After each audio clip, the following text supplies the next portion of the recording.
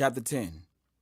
Now I, Paul, myself beseech you by the meekness and gentleness of Christ, who in presence am base among you, but being absent am bold toward you. But I beseech you, that I may not be bold when I am present with that confidence, wherewith I think to be bold against some, which think of us as if we walked according to the flesh. For though we walk in the flesh, we do not war after the flesh.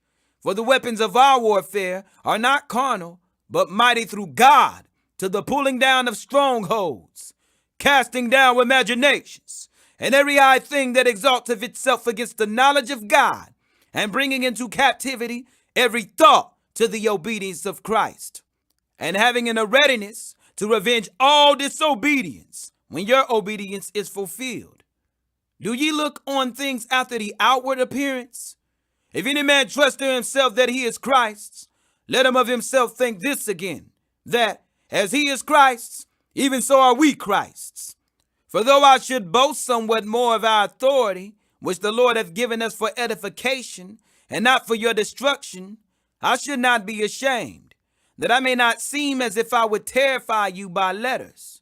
For his letters, say they, are weighty and powerful, but his bodily presence is weak, and his speech contemptible. Let such an one think this, that such as we are in word by letters, when we are absent, such will we be also indeed when we are present. For we dare not make ourselves of the number, or compare ourselves with some that commend themselves. But they measuring themselves by themselves, and comparing themselves among themselves, are not wise. But we will not boast of things without our measure, but according to the measure of the rule which God hath distributed to us, a measure to reach even unto you. For we stretch not ourselves beyond our measure, as though we reached not unto you.